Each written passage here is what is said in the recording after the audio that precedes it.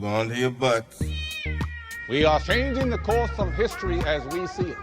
That is what Wesley demands. Now this affects Iris. Iris, where are you? What you feel only matters to you. I do not entertain hypotheticals. The world as it is vexing enough. Iris, I have a tip for you. Don't take drugs! Or Whatever Movies with Wesley and Iris. What up and welcome to Or Whatever Movies. I am your co-host Iris, and I'm here with my brother, Wesley Buttstuff. Wesley Butt Stuff, which, if I was gonna laugh, was the time I laughed in this movie. I mean, it's not like the most appropriate joke, but Channing Tatum delivered it so subtly and wonderfully. I barked out loud on the airplane.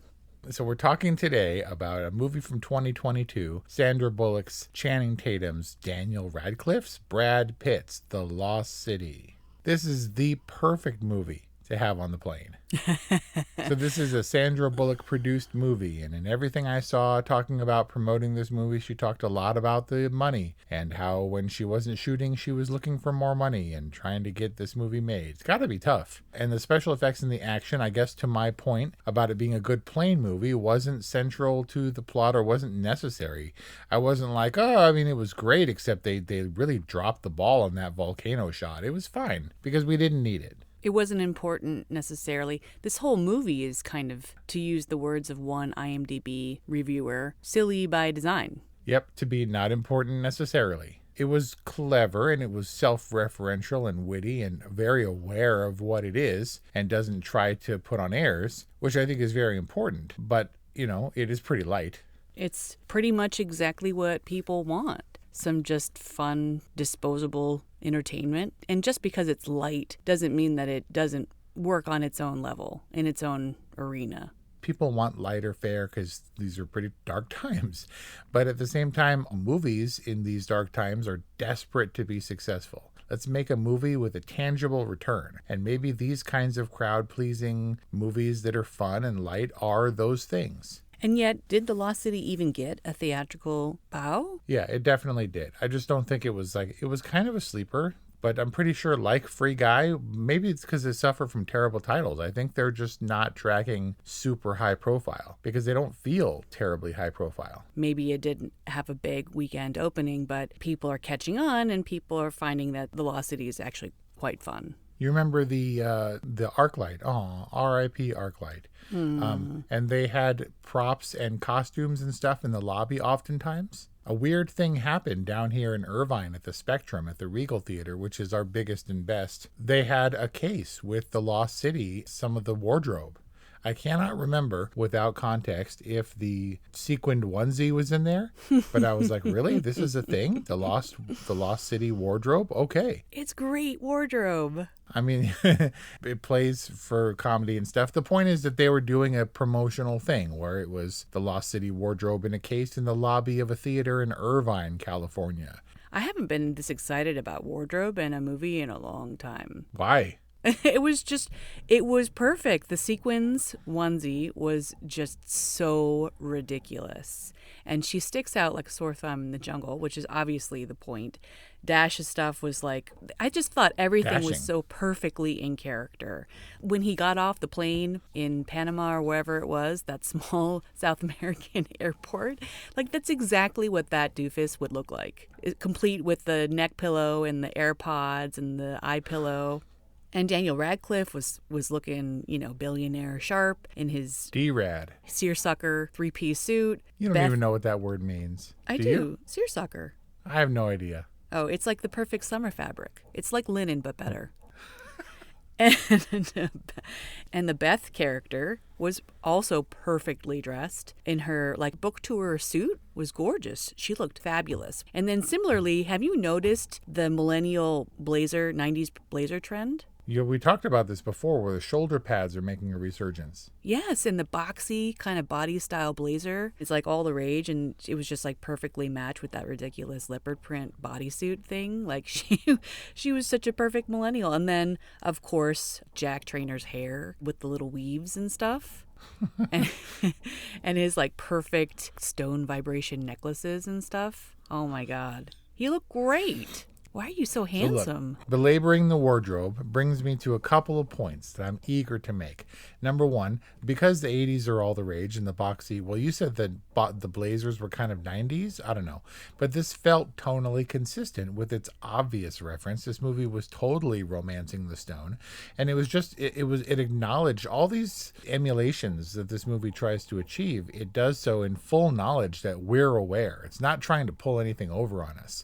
As much as Channing Tatum's character looks like Fabio, doesn't Daniel Radcliffe call him Fabio at one point? They don't specifically mention romancing the stone, but it's pretty clear. I don't know if that movie exists in this universe, but the clothing looks appropriate for a late 80s, early 90s kind of vibe for these types of movies. It looks perfect and it doesn't look throwbacky or weird, except for the AirPods. I was going to say, and maybe Stephen Lang's villain outfit, but that was actually quite dated too. He was literally wearing a safari hat, wasn't he? I think so, and a safari jacket. From like Eddie Bauer or something. Right. Wait, no. What's the adventurer kind of gear? The khaki store. Tommy Bahama. Yes. And because this movie is all about the clothes and the 80s/90s movies that it tries to emulate, don't you think this is what Mom would call a woman's movie? Oh my God. You were totally tipping your hand when you texted Mom on the family chat and you were like, Mom, you gotta see The Lost City. Yep. If I'm renting The Lost City on Prime, then Mom is going to watch it and she's going to enjoy it. She said, it was so cute. He was Channing so Tatum, cute. his butt was so cute.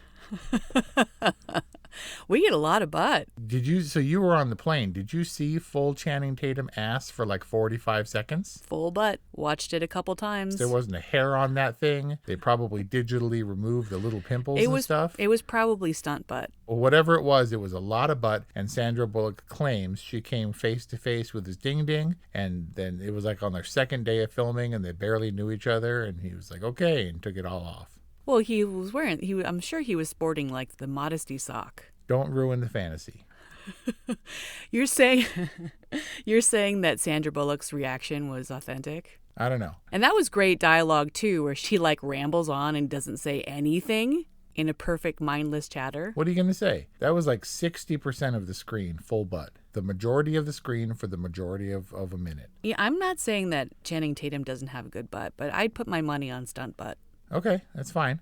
It was a well-cast stunt butt. And so what I'm saying is that this movie is an action adventure, but obviously also a romantic comedy of sorts. But it's kind of every writer's fantasy. This idea that a writer would be in her stories and she has complete control and just could be like, I don't like this, delete. And then one day she gets too close in her research or whatever and embarks on this crazy, sexy, fun adventure where no one is really in peril. Like, did you, for a second in this movie, feel the stakes or the tension? No, absolutely not. But I feel like I'm learning a little bit about you in this moment. Oh, yeah? Yeah. Every writer's fantasy. Is this your fantasy? No. I mean, I'm saying for this being a woman's movie. This is like the female equivalent of Free Guy, of like a dude's video game movie or Ready Player One. This is totally that kind of movie. Like, this is Uncharted for chicks. Define woman's movie in Mom's terms. Well, in Mom's terms, which I can totally hear her saying, is a movie about a woman for women, where in the Wonderworld sense, the dude is butt naked and the woman is sexy, but she's fully covered. And it's zany and fun and innuendo-y without being crass. The D exposed itself, just a tip, and ride the head and all this stuff, all the sexual innuendo. It's like Tropic Thunder for women. You know how we know that this is a woman's movie? Because it's cute. None of the mercenaries, none of them were rapey, not even for a second. They were like, we're here to do a job for which we are paid, and now we will leave you. Yeah, and she also makes fun of them, ruthlessly. Look at you with the G.I. Joe tone on tone. See, she even like disses his fashion, like he's wardrobed to be insulted. And she's the cleverest one, right? And it's weird because we made fun of everyone. Channing Tatum is obviously ridiculous in his male modelness, but even Daniel Radcliffe didn't escape. He's been striving to escape the Harry Potter thing forever, hence the beard. And Beth was like, I thought he was a little boy, but he had a full-on beard. Like, that was a weird line for Daniel Radcliffe, right? Probably added in post. Do you see Mom just texted? Nope. Mom texted, Sandra Bullock will watch. Yeah, she'll definitely watch it, and she'll all be excited about it when I get there today. She loves Sandy, and Sandra Bullock is great in this, and I'm so impressed to see her behind the camera, or to hear about her behind the camera work as a producer, as a PGA marked producer. And I understand that she not only championed this movie, but she also had it rejiggered to have a female lead and to have an empowered female lead, I think. And it was an interesting casting choice to go with Brad Pitt, to kind of pit her between Channing Tatum and Brad Pitt. I mean, Sandra Bullock looks amazing, but she's like a full 15 years older than Channing Tatum. And Brad Pitt's a little older than her. And it was interesting to pit her between these two in this momentary love triangle thing. But the movie never questions it. And I wonder if that's one of its blind spots in being very self-aware, because the movie definitely assumes that the romance between Sandra Bullock and Channing Tatum is completely a given. They have great chemistry, but it's not sexually charged, and I think that's in line with the tone of this film. But is it oversight not to address that there was, a significant age gap between the two, or is that part of the fantasy? It might be part of the fantasy, but I also acknowledge that the sexual tension influences the power dynamic. She was definitely in charge, and while it was like when Kelly Ray plays like Tomb Raider or something, and it's all fun and beautiful and stuff until the fight scenes happen, then she hands me the controller when 6 dudes jump out with machine guns. Sandy's in control until it's time to fight, and then Channing Tatum takes over, or if there's explosions and murder, then Brad Pitt takes over. But it wasn't like she was the damsel in distress, you know what I mean? And so he couldn't find her in a moment of vulnerability and go in for the kiss. It was always repartee and exchange and a careful dance. It was mutual. I mean, I guess it also speaks a little bit to Alan's character, that Loretta is his dream girl. Right, he's got the Stacey Butt stuffs, but he's like wants substance and quality and smarts. Well, for her personally, he's interested in her on a personal, private level. But to all appearances, he is the dashing model Fabio type that women swoon over at every convention or at every interview. And what would he want to do with a geriatric shut-in like Loretta? Right. Which is what someone referred to her as. Right. Even she wasn't immune from it, from the mocking. From the quips. Yeah. Yep. He's super sweet, and maybe he's got some, what was it? What's the term when you are attracted to intelligence? Sapient sexual tendencies. But let's talk about some of these action scenes, because we know that Channing Tatum can throw down. Yeah, he's a dancer. He's got grace. He does the most ridiculous, like, karate-inspired dance to Europe. Yeah. At his introduction, which is hilarious. I'm trying to think of a movie where he throws down. I think 21 Jump Street's probably not a good example. He's in G.I. Joe, for God's sake. Yeah, so we know he can throw down, and yet he's missing the gun handoff, and he's slapping the baddies. But Brad Pitt's introductory stunt was jaw-dropping in this movie. Was that the fence jump? He hops the fence in one jump, in like one step. He lands on the dude and flips him into a car. Brad Pitt throws down in this. There's some really great stunt work. Obviously because he's Brad Pitt, but spoiler, not going to name the movie, but he also gets unceremoniously shot in the head, like pretty early on in another movie. And so when I knew that he was out as far as the story, the narrative was concerned, he was dead. But I suspected he would come back because no one really dies in this movie. I'm sure the dudes who rode the motorbikes off the edge of the cliff when they like hammocked the one guy and he crashed, they were fine, right? They landed in the water and they crawled up on the beach. Probably. No one really died. Daniel Radcliffe didn't die. And I was confused. It was kind of a funny explanation. The idea of using 10% of your brain, so he just shifted to a different 10%. And he's got like the vague headscarf thing. And it was funny. And it was perfectly in keeping with this movie. He was the only real death, and then he didn't die. As the only real death, it was shocking. And Channing Tatum's reaction was perfect. It wasn't even made a big thing. Like, it wasn't a dramatic reveal. He didn't come clawing his way into their yoga session all covered in blood. He was just there and clean and relaxed. Yeah, he was further unlocking the extra chambers of his brain. Not a dirty movie. Not like in any sense of the word. Not salacious. Well, no, there was full nudity, but it's dude nudity. It's dudity, so it doesn't count. And butt nudity is always kind of funny. I guess. Well, especially dude butt nudity. Yeah. Dude butts are hilarious, says a devoted Jackass fan.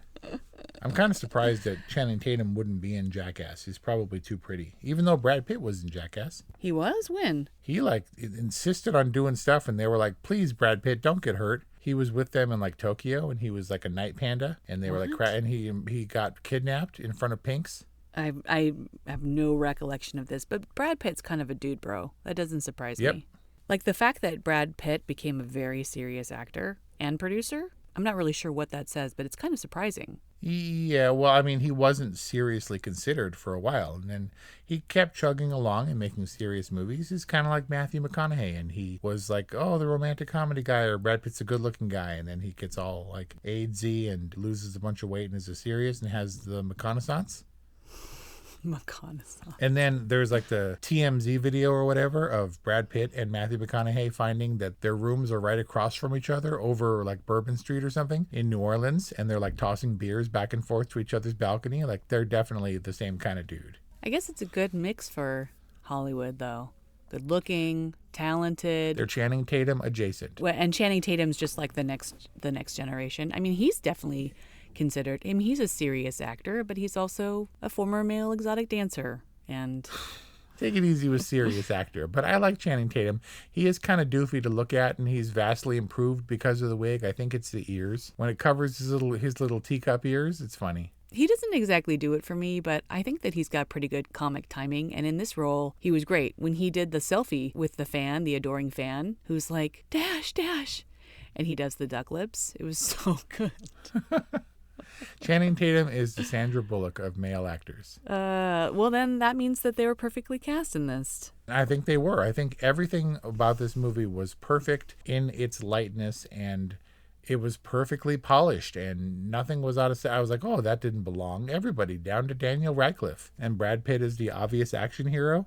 I think it was really well cast and really well done for what it was. Is Abigail a gender-neutral name? I don't think so. Like, unless his friends call him Abs or something. This movie definitely doesn't care. It was all about the fun. And the only thing I can fault this movie for is that the sound guy put the car skidding on asphalt while it was on the leaves, and in the dirt it went and like skidded out on the leaves. It was dumb. But on paper, I feel like this movie is perfect on paper. Like the dialogue was up to snuff. The action scenes were fine for what they were. The special effects didn't annoy me or anything. And then on screen, I don't know how well The Treasure Was Their Love reads. Not great. The Lost City was kind of a letdown. The Lost City itself. Oh, the fact that there wasn't a crown. This is like a Titanic syndrome where you're like, yeah, there should at least be an actual prize. It can't be like a hint of them. This was like the LaCroix of MacGuffins. What does that mean? I mean, technically LaCroix is fruit flavored, but not really. It's just essence. Yes. This was the essence of a MacGuffin. They didn't raid that tomb. She walked in. It was bathed in sunlight. After the car, the weakest plot point was the idea that they couldn't move that stone out of the way. It's like, use your leg muscles, Channing Tatum. You're Magic Mike. You'll be fine. If Harry Potter can push the stone out of the way from the top, you can with your legs. Yeah, he's got some rockin' quads. We talked about how it's great for the genre. It's this wonderful romantic comedy / action adventure movie. The casting is great. The wardrobe is fantastic. On paper and on screen, the script reads well. You can just see the action, right? You know, Jack Traynor pushes the wheelbarrow and she's precariously perched on her rickety chair as Dash carries her one foot in a stiletto as explosions erupt behind them. Like, you can just see how it's like ridiculously scripted, and you can see how it would come to life on the screen. They all assert that was a single take. And it was amazing, and Sandra Bullock's reaction is perfect. Where she's like, oh my God, like, what's happening? But I think that the reason that this movie is as big a success as it is, and I'm not talking box office, I'm talking in terms of just working, is because all of the characters are really sweet. And they're consistently sweet throughout. They're totally rationalizing the motorbike fall for the two bad guys because they just can't get over the fact that they killed people. And to your point, I'm sure the bad guys are fine and they crawled up on the beach somewhere. But like they're so remorseful about it and they're justifying it and they're rationalizing it away because they can't sit with the guilt because they're good people. And Channing Tatum's whole motivation, Dash's whole motivation for going on the rescue mission is so that he could apologize for calling her a human mummy. Like you could, he's just racked with guilt for having said this mean stuff. And Brad Pitt is not so much a mercenary. Like he's qualified to do this mission, and if it doesn't succeed, he's going to give you the next rescue free. Right. But he definitely, if he didn't kill people, he definitely hurt people. But then he got his comeuppance for that. Exactly. But he also did it for good reasons, so you can kind of justify it. Like Angela is over the top apologetic about kicking over that ashtray or whatever it was. And even the little kitten or dog scrape when she's trying to get rid of the sand is like so hilarious. But she's like, she feels bad. I'm not a litterer.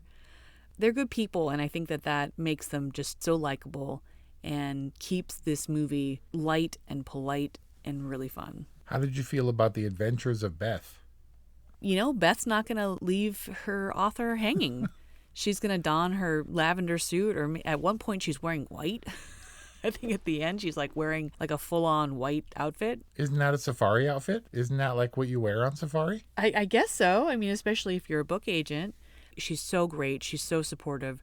Her supportive gestures in the wings during the book tour show were just amazing. Like she's like all encouraging, like go on, smile. And then she's like, oh no, what's going on? Like Beth is really great. I thought Divine Joy Randolph, her comic timing was perfect. I don't remember her in Dolomite Is My Name or where I've seen her before, but she was great. This is definitely the female Tropic Thunder, like skewed toward female viewers. The Beth character was exactly Matthew McConaughey's character, who isn't quite sure what's going on, but is going to be there on behalf of her client, and doesn't ultimately actually do anything to further the plot or to save them. All she does is show up at the right time with the boat and actually rescues Daniel Radcliffe to save our villain from being killed. Yeah, they took away his bullets and gave him back his gun and told him to be nice next time. Right. And return to whatever other scheme, raising the Titanic or whatever else he had on his agenda. And like Uncharted, it had the... I'm telling you, these days to find a treasure, you just have to push a button that no one's pushed before, and it opens the door like National Treasure style to the treasure. All you have to do is crawl into the thing that no one else had, like the little underwater thing with the blue light emanating from it. No one in 500 years of history or whatever has gone through that hole. And all you have to do is crawl through the little thing, and it's like a portal to Narnia. And yet it's outside and has a gigantic cascading waterfall that no one's ever seen. You could have flown a drone over that mountain to discover the lost city.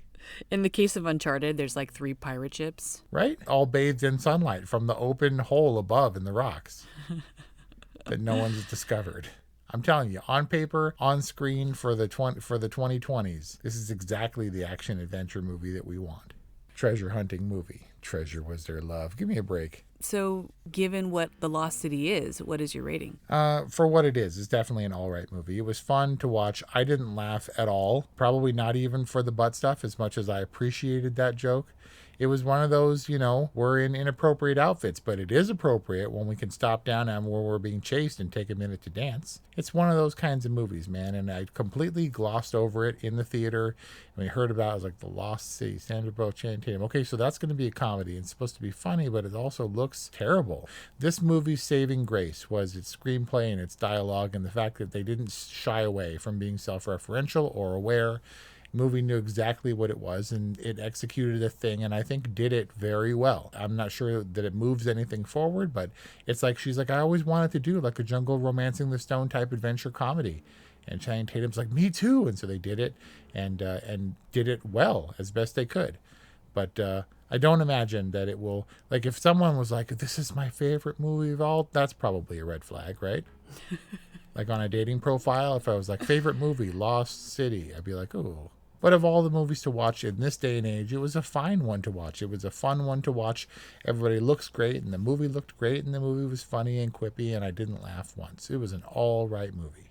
Perfect for a plane. When he brings her the boots, and he's like, thought your feet might hurt after being in those heels. And they're like 4-inch heel boots. Right. Come They're just on. chunky heels. He's so sweet. They're all so This is sweet. a perfect movie. If your rating system, as yours is boring or good, this is a perfectly good movie.